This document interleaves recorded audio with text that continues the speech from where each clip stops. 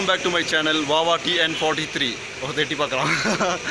Actually இன்றைக்கி ஒரு surprise. அது என்னதுன்னா, நம்ம ஃப்ரெண்டுக்கு ஒரு பைக் டெலிவரி எடுக்கிறோம். ராயல் என்ஃபீல்டில் ஒரு டெலிவரி. தட் இஸ் என்ன பைக் எடுக்கிறோம் மச்சி? Royal Enfield standard 350 bullet. அந்த ஃப்ரெண்டு யாரும் தெரியும்? ஃபஸ்ட்டு யாருக்கு டெலிவரி தெரியுமா உங்களுக்கு? இவருக்கு தான் டெலிவரி. வண்டி ஷோரூம்குள்ளே வருதுன்னு சொல்லிட்டுதாங்க. நம்ம அதுக்குள்ளே ஆர்வ கோளாறில் வாட்டர் வாஷ் பண்ணுற இடத்துக்கே வந்துட்டோம். அதான் வாட்டர் வாஷ்லேயே போய் பார்த்துட்டு வண்டி எப்படி இருக்குன்றதை பார்த்துட்டு அப்படியே போயிடலான்னு சொல்லிட்டு தான். இவர் மூஞ்சில் பாருங்கள், சிரிப்பு தாங்கவே மாட்டுது. அதுக்கு தகுந்த மாதிரி அப்படியே எடுத்துகிட்டு போயிடலாம்.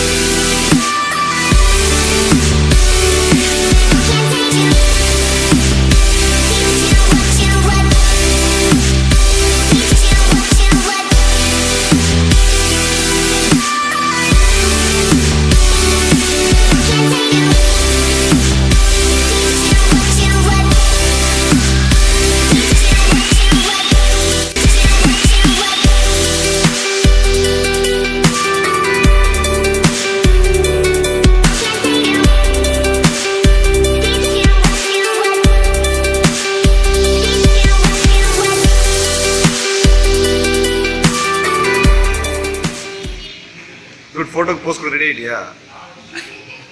ஐ கேன் அண்டர்ஸ்டாண்ட் மேன்.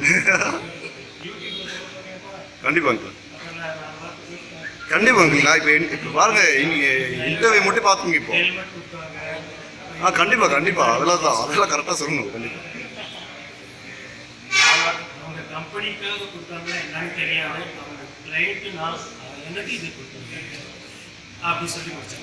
சொல்லிட்டீங்க. அது எல்லாமே ரெக்கார்டு. லைவ் ரிலே கொஞ்சம் டிலே, அவ்வளோதான்.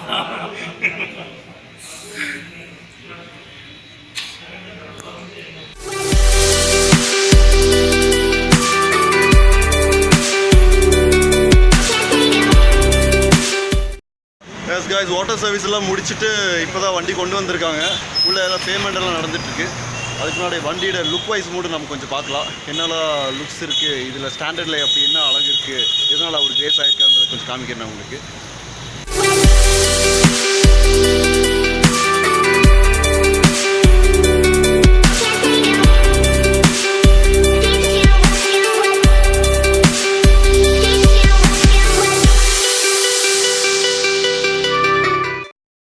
எஸ், ஸ்டாண்டர்டில் மட்டும் தான் உங்களுக்கு பார்த்தீங்கன்னா பழைய மாடல் அப்படியே இருக்குது. புல்லட் அப்படின்னு பார்த்தீங்கன்னாலே ஸ்டாண்டர்ட் தான் ஆல்வேஸ்.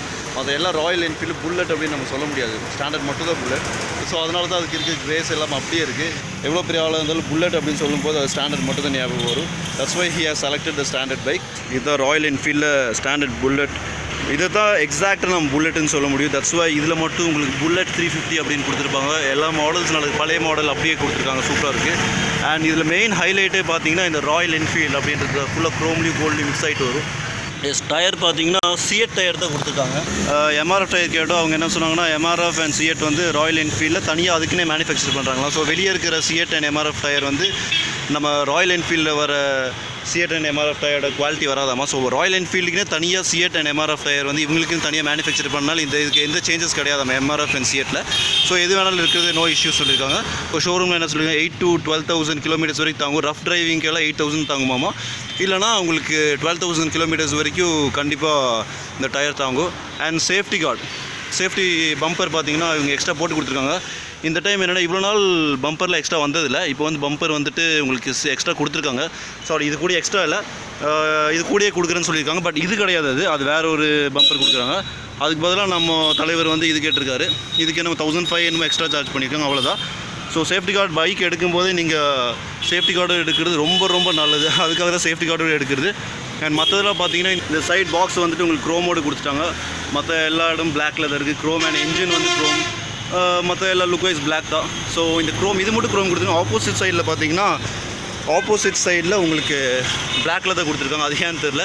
அந்த சைடு க்ரோம், இன்சைடு பிளாக்ல கொடுத்துருக்காங்க. But it looks good. ஏதோ ஒரு சைடு வந்து நல்லா நார்மலாக கொடுத்துருக்கலாம். சைலன்சரும் க்ரோமில் தான் இருக்குது, பிளாக்ல கிடையாது.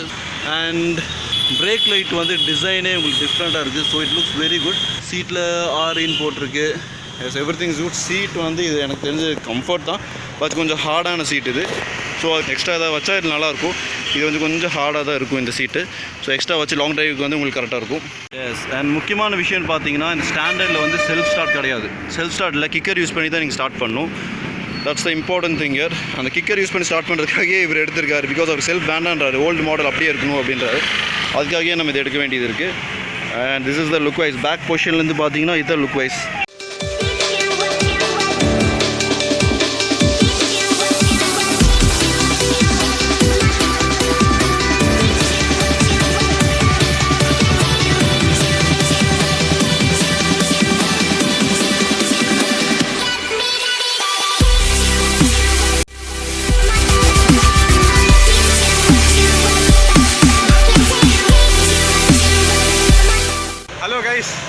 இப்போது நம்ம பைக் வாங்கியாச்சு. இப்போ நம்ம பைக் வாங்கினது பைக் இன்னும் டெலிவரி எடுக்கல. அதுக்கு முன்னாடி ஒரு சின்ன ஒரு இது டெலிவரி எடுக்கிறதுக்கு முன்னாடி இப்போ நம்ம ஒரு செலிப்ரேஷனுக்காக நம்ம கேக் வாங்க போயிட்டுருக்கோம். நம்ம கேக் எங்கே வாங்குறோம்னு பார்த்தீங்கன்னா பேக்கரியில் தான். வேறு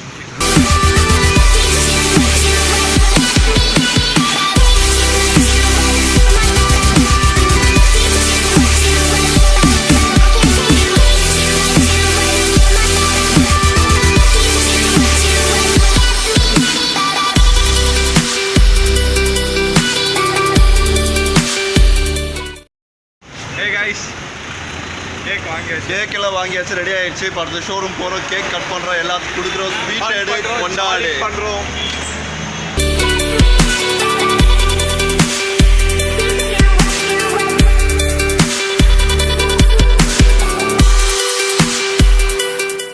Yes, we are back to showroom. Cake cutting process போகுது. We will start the cake cutting process.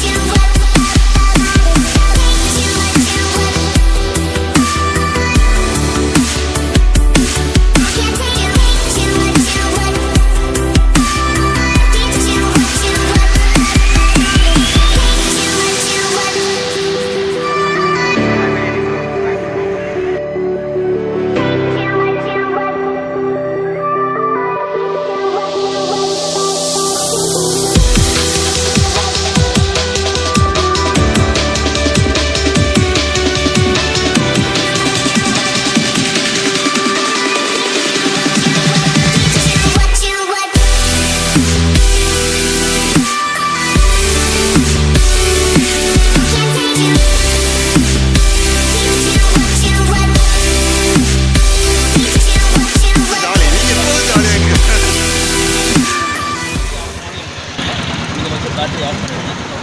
இதுக்கப்புறம் வந்து வேணால் நம்ம மவுண்ட் மாற்றிக்கலாம். மாற்றும் போது என்ன இந்த ஹெட்லைட் கூட இது இருக்கீங்க, அதை நம்ம கட் பண்ணிக்கலாம். வயரிங் மட்டும் கட் பண்ணிட்டோம் வச்சுன்னா லைட் கீ ஆன் பண்ணாலே வரும் லைட் எரியும். யூஎஸ் பவர்லேருந்து வீட்டில் நைட்